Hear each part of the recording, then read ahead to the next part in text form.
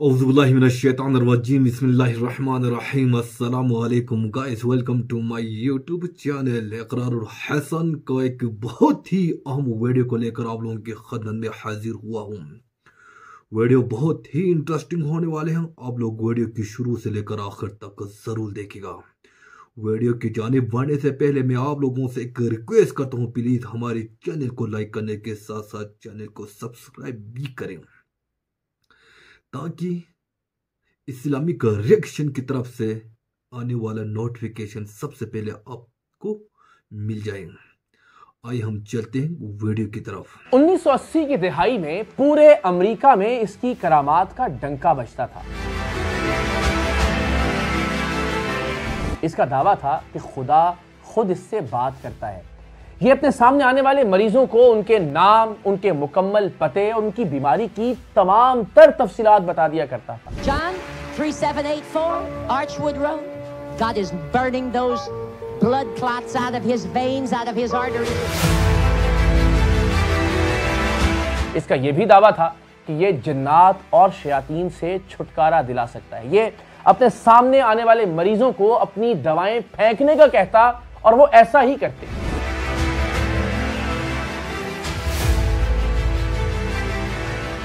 ये wheel chair पर मौजूद मरीजों को हुक्म देता कि उठो और चलो। व्हील चेयर पर मौजूद मरीज उठते और चलने लगते। Stand up, walk on your own.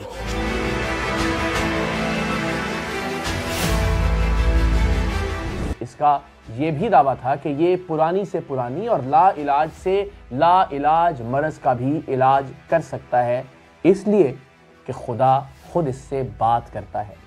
हजारों की तादाद में पूरे अमेरिका से लोग इसके मजहबी इज्तिमात में शरीक होते थे। ये मजहबी इज्तिमात मुनक्किद करता और उन मजहबी इज्तिमात की रिकॉर्डिंग के लिए इसने दर्जनों कैमरामैन हायर कर रखे थे।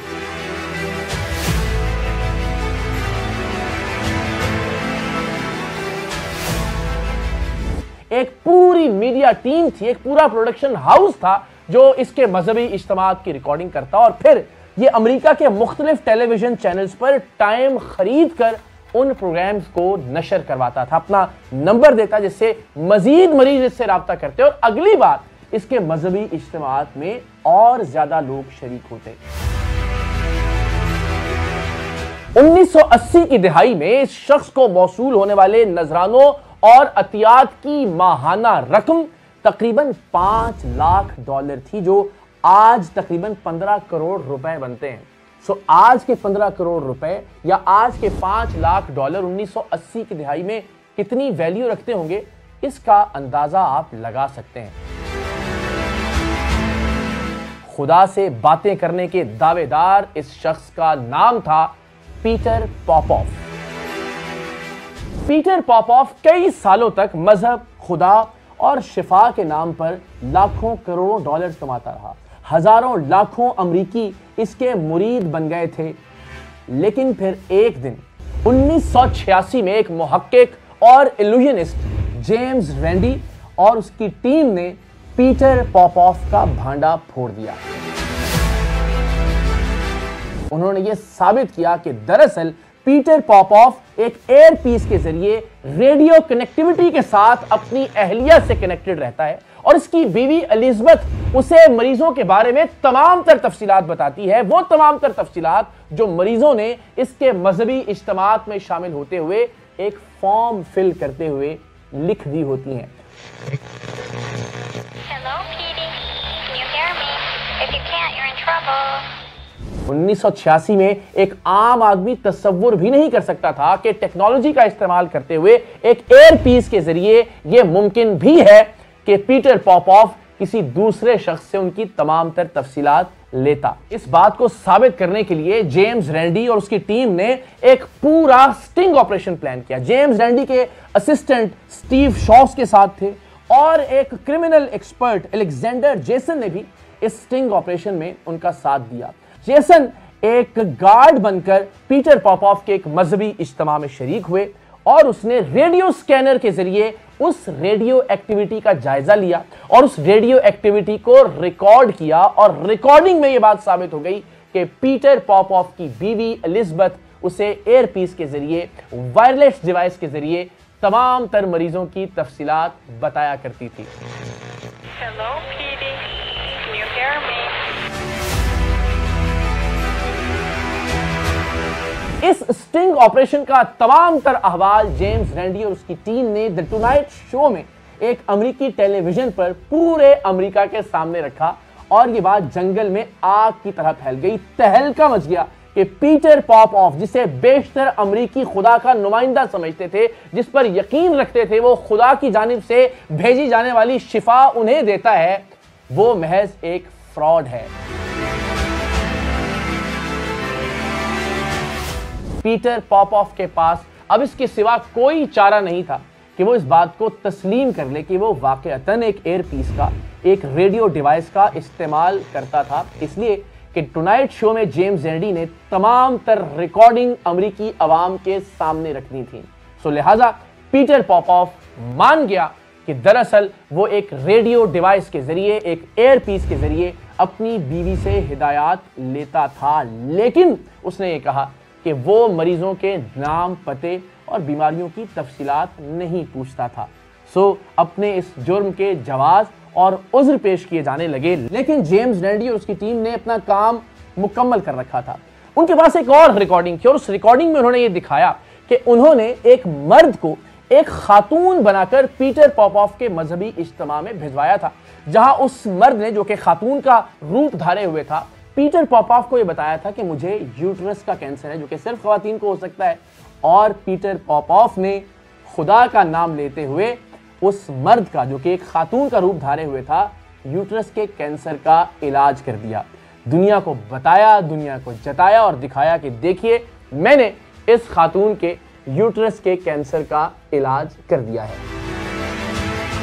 पीटर पॉपऑफ सिर्फ शिफा के नाम पर लोगों से पैसे नहीं लूटा करता था, उसने एक और धंधा मजहब के नाम पर शुरू कर रखा था, और वो ये था कि उसने अमेरिकी अवाम से फंड्स का मुतालबा किया कि वो ये चाहता है कि बाइबल के रशियन में ट्रांसलेटेड नुस्खे वो कम्युनिस्ट एरियाज में भिजवाए। चूंकि वो कोल्ड वॉर का जमाना था, उस वक्त एक सर्द जंग थी अमेरिका और रशिया के दरमियान, तो लोगों ने लाखों करोड़ों डॉलर्स के अतियात पीटर पॉपऑफ को भिजवाए ताकि वो हीलियम बैलून के जरिए, यानी गर्म हवा वाले गुब्बारों के जरिए, बाइबल के रशियन में तर्जुमा शुदा नुस्खों को कम्युनिस्ट इलाकों में फेंकवा सके। जेम्स रैंडी ने इसे भी एक फ्रॉड करार दिया और कहा कि अब तक बाइबल का कोई नुस्खा किसी कम्युनिस्ट इलाके में नहीं भिजवाया गया और यह महज डॉलर्स कमाने के लिए एक नया धंधा है। जब पीटर पॉपऑफ का यह फ्रॉड बेनकाब हुआ तो पीटर पॉपऑफ ने अपने दफ्तर और अपने घर में चोरी का एक ड्रामा रचाया और कहा कि न सिर्फ यह कि लोगों की जानिब से भिजवाए जाने वाले लाखों करोड़ों डॉलर्स के अतियात चोरी हो गए, बल्कि बाइबल के वो ट्रांसलेटेड नुस्खे भी चोरी हो गए जिसे पीटर पॉपऑफ ने गर्म हवा वाले गुब्बारों के जरिए रशियन इलाकों में, कम्युनिस्ट इलाकों में भिजवाना था। इसके बाद इस शख्स ने रो रो कर टेलीविजन पर लोगों से मजीद अतियात का मुतालबा किया और उस वक्त सर्द जंग से मुतासरा अमरीकी अवाम ने, बाइबल की कामयाबी के लिए दुआ गो अमरीकी अवाम ने लाखों करोड़ों डॉलर्स मजीद पीटर पॉपऑफ को भिजवाए, लेकिन जेम्स रैंडी अब मुकम्मल तौर पर इसे बेनकाब कर चुका था। सो आहिस्ता आहिस्ता ये शऊर अमरीकी अवाम में फैलने लगा और लाखों और करोड़ों डॉलर की जो आमदन थी वो मुतासिर होने लगी, हत्ता के सितंबर 1987 में पीटर पॉपऑफ दिवालिया हो गया। उसने बैंकरप्सी का ऐलान कर दिया। पीटर पॉपऑफ के बैंकरप्सी के ऐलान के बाद, यानी उसके दिवालिया होने के तकरीबन 11 बरस बाद, वॉशिंगटन पोस्ट ने 1998 में एक मरतबा फिर यह खबर दी कि पीटर पॉपऑफ वापस आ रहा है। इस बार इसने नए हथकंडों का इस्तेमाल करना शुरू किया। बिल्कुल उसी तरह से इसने अमेरिकी टेलीविजन चैनल्स पर एयर टाइम खरीदा और दुनिया को यह बताया कि इसके पास एक मोजजाती पानी है जो चेरनोबिल के मकाम पर न्यूक्लियर हादसे के मकाम से हासिल किया गया और उसके नतीजे में न सिर्फ ये कि इंसानों को बल्कि जानवरों को भी शिफा मिलती है, और सिर्फ शिफा नहीं बल्कि उनमें मुआशी तौर पर खुशहाली भी आती है। और इससे इसके नए धंधे का आगाज हुआ। न सिर्फ अमेरिका में बल्कि बरतानिया में, ऑस्ट्रेलिया में, न्यूजीलैंड में इसने अपने उस तिलिस्माती और मोजजाती पानी के एड्स और कमर्शियल चलाना शुरू किए।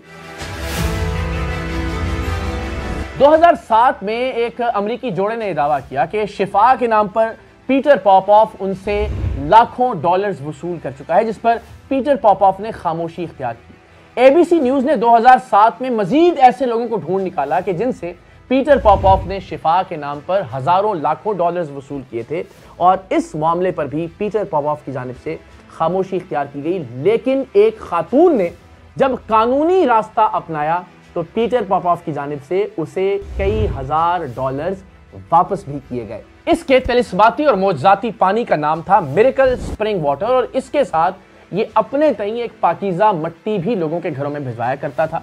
और जो भी फैमिली या खानदान एक बार इससे राब्ता कर लेते, उन्हें बार बार खुतूत भिजवाए जाते, ईमेल्स भिजवाई जाती। उन्हें यहां तक कहा जाता कि अगर आप पीटर पॉपॉफ के मकसद के लिए नजराने और अतियात देंगे तो गैर मरई तौर पर ना देखने वाली कुव्वतें आपके बैंक अकाउंट्स में रकम डाल देंगी। तो लोगों को इस तरह से बेवकूफ बनाकर लाखों करोड़ों डॉलर्स कमाए जाते रहे। बदकिस्मती की बात यह है कि मजहब के नाम पर धंधा करने वाले पीटर पॉपॉफ ने 2006 में एक चर्च रजिस्टर करवा लिया, और उस चर्च के रजिस्टर होने के बाद अब पीटर पॉपॉफ की आमदन, वो कितने लोगों को क्या तनख्वाह देता है, वो क्या इखराजात करता है, अब अमरीकी कवानीन के मुताबिक कोई भी इसकी बास पुर्स नहीं कर सकता। लेकिन पीटर पॉपॉफ का लाखों करोड़ों डॉलर्स का धंधा आज के अमेरिका में भी जारी है।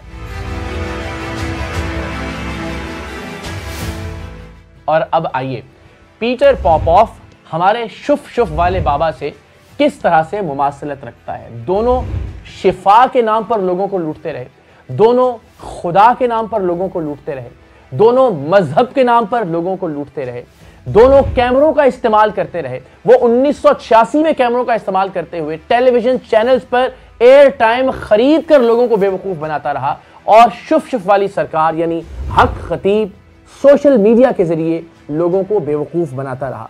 पीटर पॉपॉफ भी व्हील चेयर से लोगों को खड़ा करने का ड्रामा करता, और 40 बरस बाद आज भी हक खतीब और शुफ शुफ व्हील चेयर से लोगों को खड़ा करने का ड्रामा कर रहा है।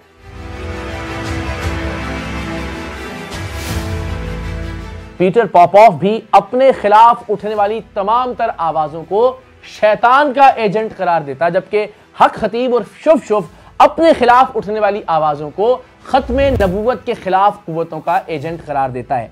पीटर पॉपॉफ ने लाखों करोड़ों डॉलर्स कमाने के लिए मजहब का इस्तेमाल करते हुए लोगों के बाइबल से मुतल्लिक जज्बात को इस्तेमाल किया, और कहा कि वो कम्युनिस्ट इलाकों में गर्म हवा वाले गुब्बारों के जरिए बाइबल के नुस्खे भेजेगा ताकि मजहब की खिदमत की जा सके, ईसाइयत और क्रिश्चियनिटी तरवीज पा सके।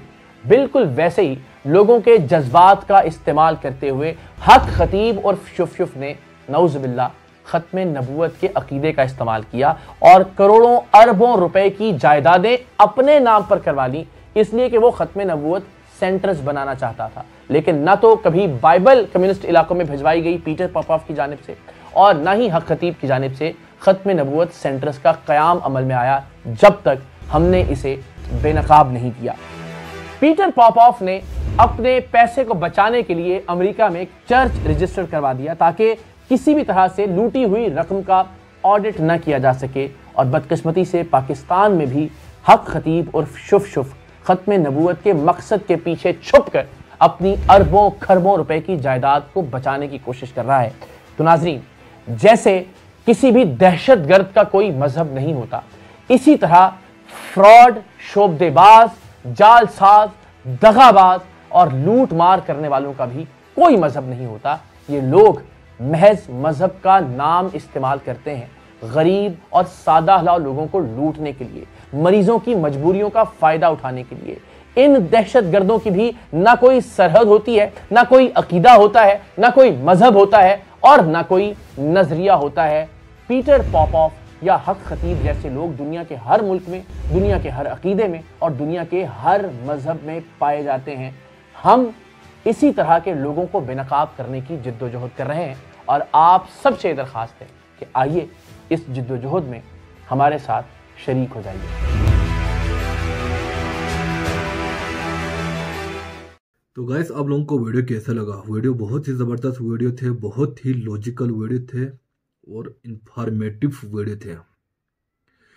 पिछले 2-3 महीनों से इकरार और हसन साहब जो है ना शुभ शुभ वाला सरकार को एक्सपोज करने के लिए बहुत ही कोशिश कर रहा है।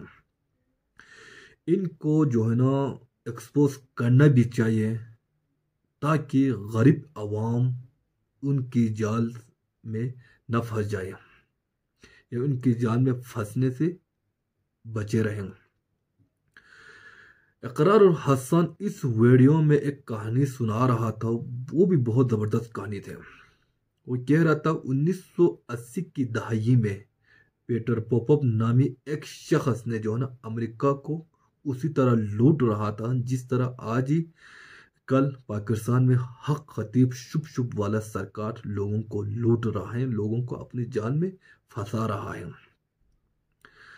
पीटर पोपअप ने भी जो है ना लोगों व्हीलचेयर से न उड़ने वाले लोगों को दम करके उनके माथे से जिन्नात निकाल कर या उनके माथे से यानी वो मरज निकाल कर फेंक देते थे। बिल्कुल इस वक्त जो है ना हक खतीब शुभ शुभ वाले सरकार भी इसी तरह कर रहा है। इकरार और हसन साहब ने उसका वीडियो लाने का मकसद भी यही है कि जो है ना वो गैर मुस्लिम हैं, वो क्या क्रिश्चियन थे, ये हक खतीब शुभ शुभ वाला सरकार मुसलमान है, ये कोई अल्लाह का वली नहीं है कि वो एकदम से लोगों की जिस्म से मरीज को निकालें और जिन्नात को निकालें। यह ड्रामा 1980 की दहाई में पीटर पोपअप भी क्या करते थे। इस वक्त जो है ना जब हक खतीब शुभ शुभ वाला सरकार को एक्सपोज करने के लिए इकरार और हसन जब उसकी यानी आस्थाने पे गया तो वो क्या कह रहा था कि हक यानी इकरार और हसन जो है ना हक यानी खत्म नुबुव्वत के खिलाफ उड़ने वाले आवाज बनकर या ना इधर छापा मारा है। जब पीटर पोपअप के खिलाफ कोई भी आवाज उठता था वो क्या कहते थे कि बाइबल के नाम पर जज्बा लोगों को यानी जमा करते थे और उनकी आवाज दबाने की कोशिश करते थे। लोगों को मतलब लोगों को जज्बात करते थे। जब उनके खिलाफ जो है ना कोई भी आवाज उठता था, जब उनके खिलाफ एक्शन होता था तो वो मजहब के नाम इस्तेमाल करते थे। बिल्कुल इस वक्त जो है ना हक खतीब के खिलाफ एक्सपोज हो रहा है इकरार हसन की वजह से, इकरार हसन की बदौलत। तो वो क्या कह रहा था, खत्म नुबुव्वत के मुहाफिज के खिलाफ आवाज उठा रहा है। वो अपनी प्रॉपर्टी बचाने के लिए, अपनी बैंक बैलेंस बचाने के लिए एक जश्न बनाने का यानी ऐलान किया था। बिल्कुल इस वक्त जो ना हक खतीब शुभ शुभ वाला सरकार यानी खत्म नुबुव्वत के नाम पर सेंटर खोलने की यानी ऐलान की थी। ना उधर चर्च बन गया, ना इधर खत्म नुबुव्वत के नाम पर सेंटर खुल गया। ये सिर्फ एक ड्रामा थे ताकि उनके प्रॉपर्टी के खिलाफ, उनके बैंक बैलेंस के खिलाफ ऑडिट न की जाए, न हो जाए। तो खुदारा हमें चाहिए कि हम जो है ना इकरार हसन की तरह काम न कर सके तो कम अज कम सोशल प्लेटफॉर्म है, मुख्तलिफ सोशल मीडिया, फेसबुक और दिगर सोशल मीडिया के थ्रू उनके खिलाफ कम अज कम बोला जाए, शुभ शुभ वाले सरकार के खिलाफ। इकरार हसन की तरह हम काम नहीं कर सके तो कम अज कम उनकी आवाज़ को बुलंद करने के लिए हमें भी काम करना चाहिए। तो इसी तरह के इंफॉर्मेटिव वीडियोस के साथ आप लोगों की खिदमत में हाजिर होते रहेंगे। अल्लाह हाफिज़।